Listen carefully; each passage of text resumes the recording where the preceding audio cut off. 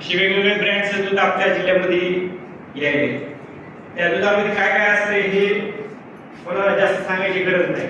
आपण ते दूध लहान लेकराला देतो का घरातल्या देत नाही, कारण आपल्याला माहिती आहे ज्या लेकरानं ते दूध पिलं तर त्याला काहीतरी उलट्या होत्या, संडास लागलं, त्याला बसणार नाही, आपण त्याला ते दूध देत नाही. कशामध्ये देत नाही, त्याच्यामध्ये काय असतं ते आपल्याला माहिती असते, ते आपण ओळखून हे केलेलं असतं.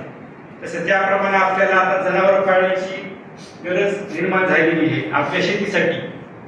जोपर्यंत तुमच्या जमिनीमध्ये गाडी कचरा, रासायनिक खते आणि जैविक खते याचं प्रमाण व्यवस्थित राहणार नाही तोपर्यंत तुमच्या जमिनी पिकणार नाही. वरच्यावर ह्या जमिनी बंजर होत जात्या. त्याच्यामध्ये ऑर्गॅनिक कार्बन, सेंद्रिय कर्ब हा कमी प्रमाणात होत जाईल.